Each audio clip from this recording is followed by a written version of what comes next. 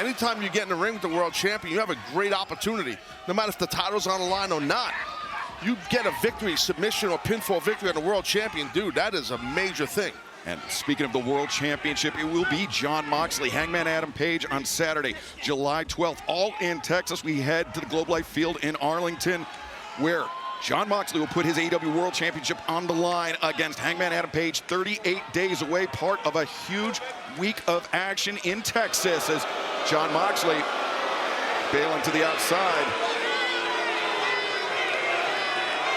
Well, it's just, you know, Moxley's basically, when you do that, you're telling your opponent, I'm going to dictate the pace, and Briscoe's not going to have it. Briscoe following Moxley. Oh, big right hand. And Briscoe employing that redneck kung fu, as he calls it, blistering the chest of Mox. And Mark Briscoe has those frying pan-sized hands, delivering now under the jaw. Yeah, heavy hitter for sure. You're right, Ian. And you see those blows raining down on the head of the champion. And Ian, you mentioned how Moxley and Briscoe's career were in parallel paths. It was Moxley, though, as a singles wrestler. It was Briscoe as a tag team wrestler alongside his late brother, Jay. Briscoe, by his own admission, is still in the formative years as a singles competitor. Absolutely. Less than 18 months down this singles journey, he's already captured the Ring of Honor World Championship, and now in there hanging with the AEW World Champion. Briscoe venturing out into the Continental Classic, the inaugural version of that tournament, but right now, return of fire, elbow strike into the face of Moxley, and now looking for a submission, but Moxley still on his feet, Taz. Smart move right there by Briscoe, in my opinion, to get himself a rear choke, and now he transitioned to a side headlock and slips through a little baseball slide action. Oh, what an uppercut. And this might be Mark Briscoe's best move here, Excalibur, the stick-in move, the quick movements, the quick strikes. Yeah, it's not often that Jon Moxley finds his equal in terms of striking inside the ring, but I think Mark Briscoe is very much on the level of the world champion. No doubt about that. I completely agree with that.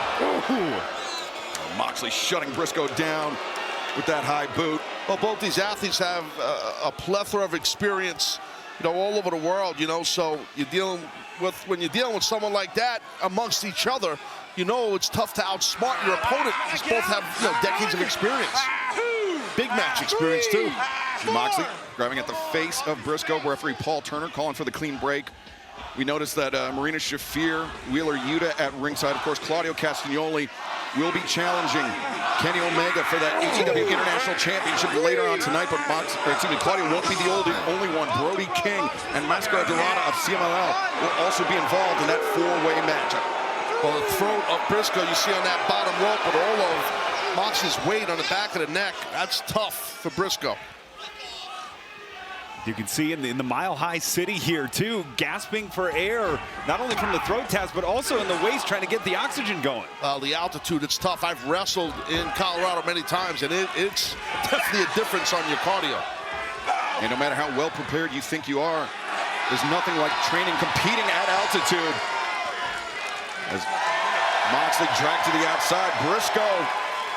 Great opening here. Picking up momentum. Briscoe, the scissor kick through the ropes. Down goes Moxley. So unorthodox is Briscoe. Dangerous competitor. Oh, he was unpredictable guy. He was looking for the consequences. Elbow. Wheeler Yuta getting that hand stomped, and nobody home. Briscoe crashes and burns. Well, Mark went for something big right there, and as you said, man, crashed and burned. That's the risk. It was that momentary distraction by Wheeler Yuta allowed Jon Moxley time to recover. Look at this, Marina Shafir. She's coming into the ring. Referee Paul Turner. Yuta! Referee never saw what Wheeler Yuta just did there, obviously, too. Paul Turner contending with Marina Shafir on the opposite side of the ring, and Yuta sending Briscoe face first in that steel ring post. The Death Riders on the outside certainly could be the difference here tonight, finding ways to affect Briscoe in the margins. I mean, Ian, that has been Jon Moxley's reign as AEW World Champion, his fourth reign as World Champion in its entirety. It's the Death Riders affecting the proceedings. And I think that's why what Will Ospreay has been saying and preaching has become so important. Oh, Briscoe, no. I mean, just think, we're only a few days removed from Double or Nothing, where Briscoe was in that brutal ambulance match with stretcher match with Ricochet, and he was covered pretty much head to toe in his own blood. Covered is an understatement, and it looks like Moxley's trying to get more crimson out of the body of Briscoe. Moxley using the point of the elbow to widen the gash on the head of Mark Briscoe. We are witnessing Jon Moxley taking the fight to a bloodied Mark Briscoe here tonight in our opening contest. This has become personal for Moxley. You mentioned double or nothing. Briscoe emerging from the ambulance. And that struck a chord with Moxley.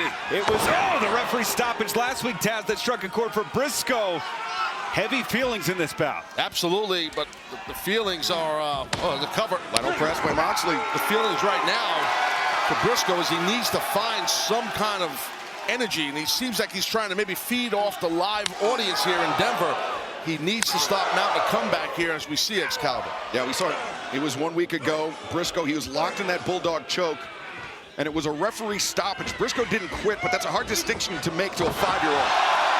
Briscoe's son saying, "Why'd you quit, Daddy?" And Briscoe out to prove to his son and to the world that he will not quit in the face of jeopardy. He will not quit in the face of Jon Moxley. And Mark, he's got to be loving this right now as the world champion's head to the outside. Briscoe, he's going to be on the hop here. Briscoe building up momentum. And Briscoe landing hard on top of Moxley. He's not done. Watch him fly right here as you see on the replay.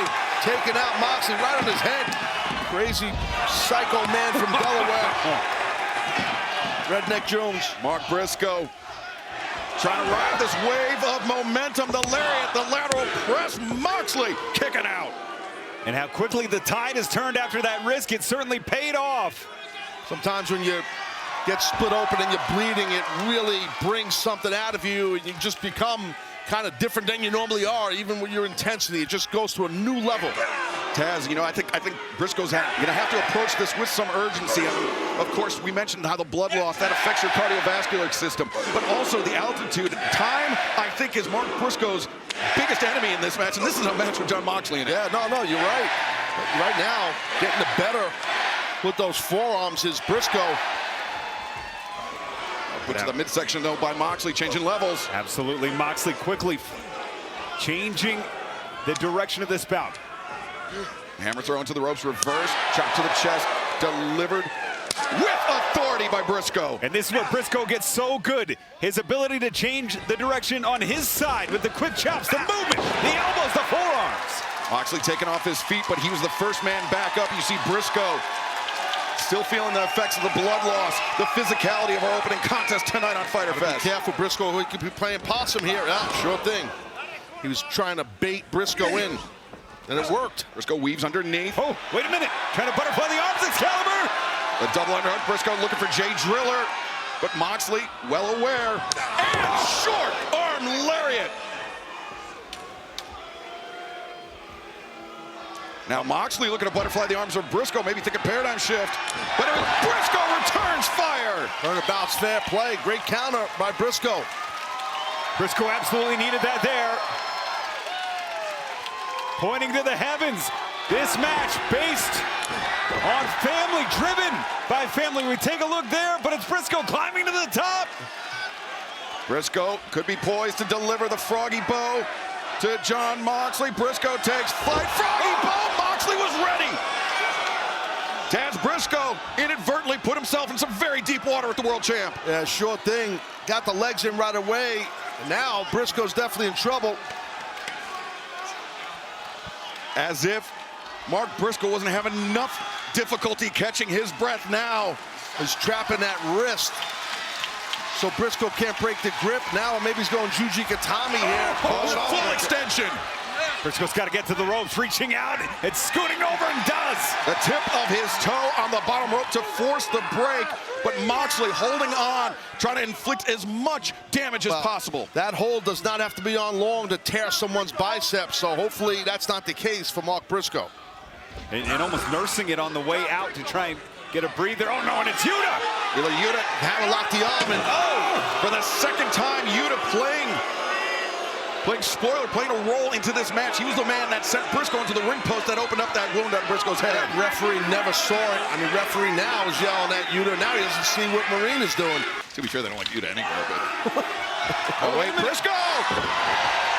Rolls through with that Death Valley driver. Now, normally he would pop right up to the top rope, Excalibur. He would look for that froggy bone. Instead, look at this. The arms, the double underhook. Briscoe spike, but he can't capitalize. He's right there, Mark. He's right there. Beleaguered Briscoe covers. 2, 3, no! No. Ian, you would know better than I, but I think that's the first time I've seen anyone kick out of the J Driller. That is the first time, as we take a look at the replay, the fingers locked down, picture perfect, planting the world champ on his head, that anyone in AEW is kicked out of the J Driller. Oh, now Briscoe. He could be thinking cutthroat driver. Oh, Briscoe has only pulled this move out 8 times in his career. Now looking for the 9th. No, Moxley. Oh, nice arm rig and a good counter by Mox to slow down Briscoe. Oh, stopped his head. Skull driven into the mat. Can Moxley find Briscoe?